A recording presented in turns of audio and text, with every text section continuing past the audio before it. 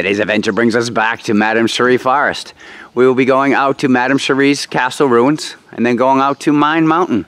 We'll be joined by John and Elaine, our adventure-seeking friends. So just sit back and enjoy. Thanks for tuning in. As you start the trail, you come across this little kiosk. It shows the life and the forest of Madame Sherri and her castle. And off to the left, it's a pond surrounded by the stone wall.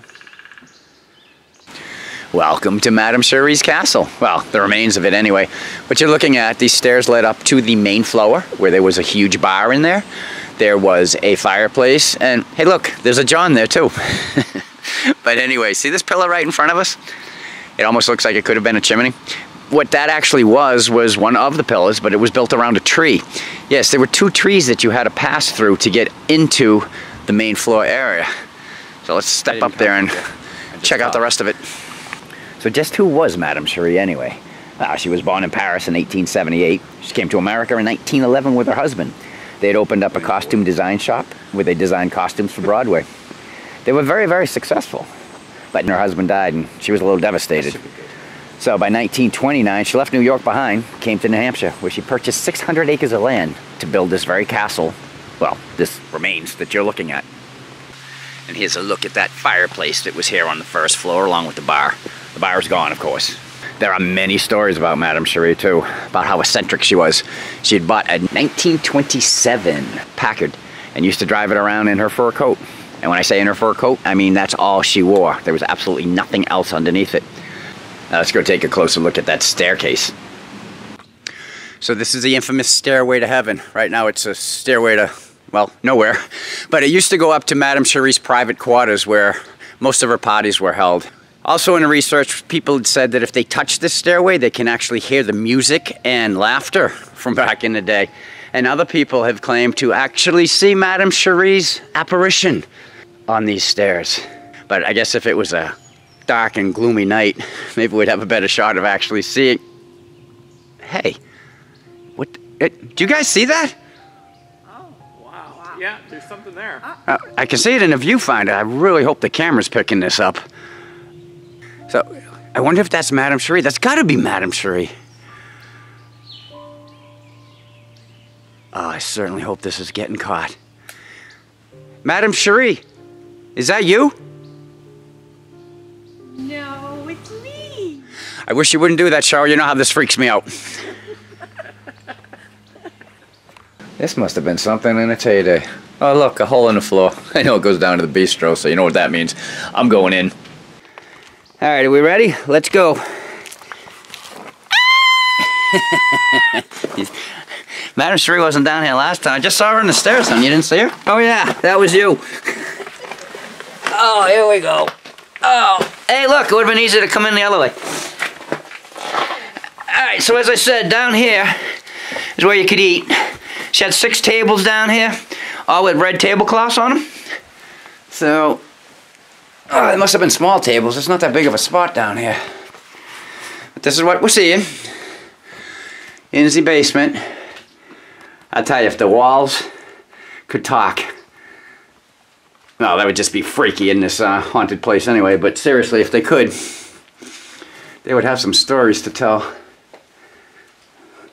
Stepping out into the back here. So what happened to the castle?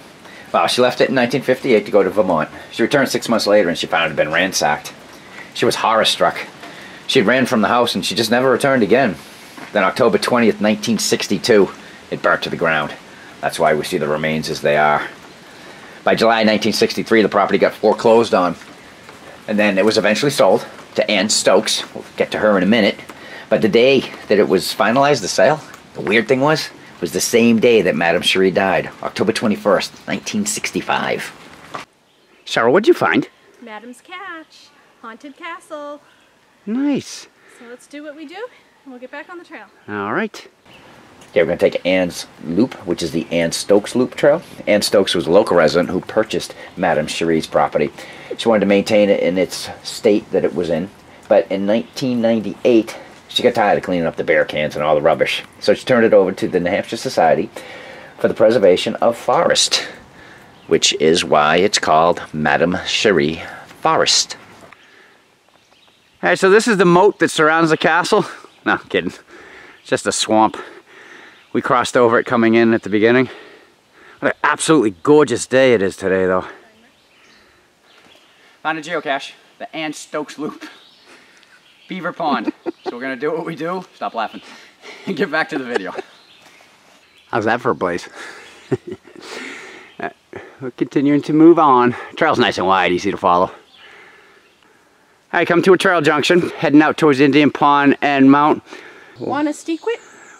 Yeah, Wantastiquet. No, Wantastiquet. Oh, okay, we're not sure how to say it, but it's Indian meaning West River?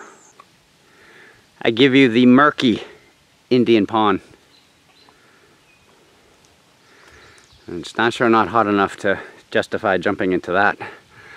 Last time we were here, we had the dogs with us. They had no problem going in. Cheryl overlooking from the overlook on Indian Pond and the surrounding mountains. I get sun right in my eye. Okay, so Elaine's trying to run away, and now John is too. They're the ones who actually found top of the hill geocache. Also known as peanut butter geocache. So known. Now, the hint says, you don't need one, you'll find it. Yeah, we didn't, John and Elaine did. So, thank you guys. So we've arrived at Madame Sherri's summer place? No. There's my lovely wife. It's the Sculpture Rocks. Sculpture Rocks, Karen Farm, call that what you will. Somebody's done some work out here. My lovely wife over there taking photos. Hey, Jules. As you can see, we are on Mine Ledge. On top of Mine Mountain. And as I look down, if you're wondering what happened to the mountain, looks like it all fell down there. I'm not very happy with where I'm standing, but you know, anything for the video. Anyway, but as I pan up, check out the view. Gorgeous. Sorry if it's shaky, there's a little wind blowing, and again, I don't like being out here. It's Connecticut River. We're in New Hampshire, other side of the river, Vermont, home of the Green Mountains. Come across over here. There is antenna farms over there, and this one looks like somebody's TV antenna, for God's sakes. As I pan back out, pretty sure this is Mount Wantastiquet. You know, the mountain I keep saying wrong all day. Duel's on a peak. Too scared to be on my feet. Here's a view from the other side. Why is it called Mine Mountain? Well, they thought that a volcano was up here and it erupted. And when they came up after they thought it was safe, they found traces of what they think was evidence of lava. There was also traces of silver. Now, I've heard a couple of stories on this, so I'm kind of just combining the two.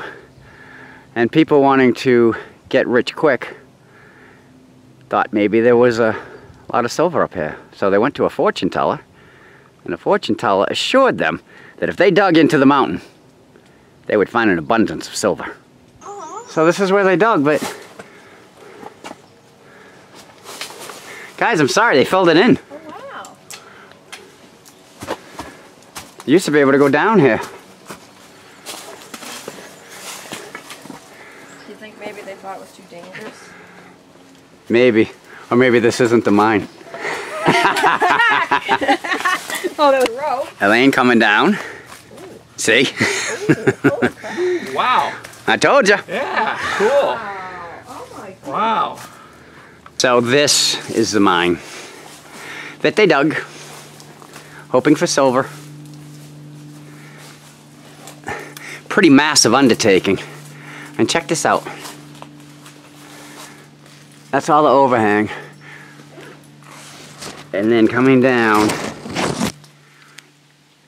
into the pit of the earth.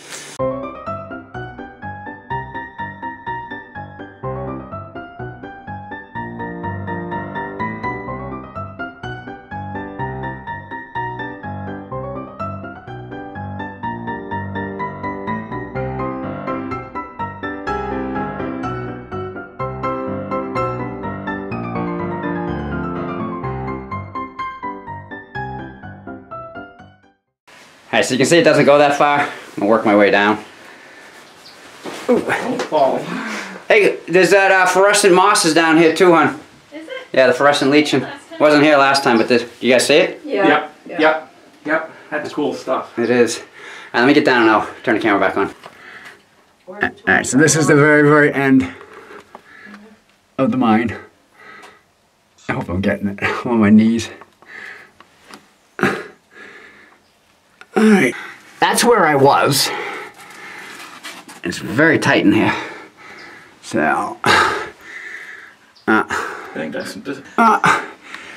the only thing they ever found in here was yellow ochre, which is an earth pigment. Yellow ochre is a pigment in paint. And, No, it's- there's a whole pile of it on the rock here that's wet, and it is yellow ochre. Oh, no kidding.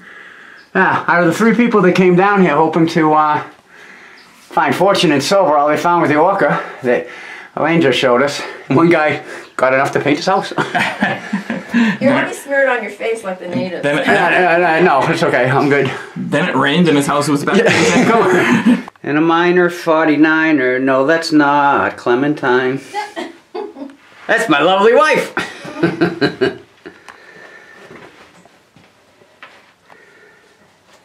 I inhaled something in here. Could be that orca. Gave me miner's cough. Finally cleared.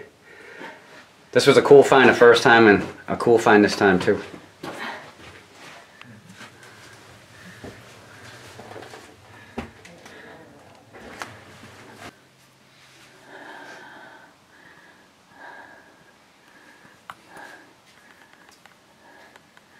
Hi guys.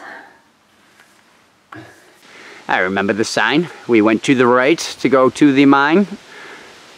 Now we're going to finish the Anna Stokes Loop, headed out this way. Cheryl, did you find something? I did. Another Anna Stokes Loop cache. That must have been a hard find because you're sitting on the forest floor. Let's do what we do. And we'll go down the trail. Alright, so that's today's adventure. We hope you enjoyed it. It's quite a place. If you get a chance, I'd come out and see it. So until our next adventure. The end. The end. Cheryl. Sorry. Now we're all invisible.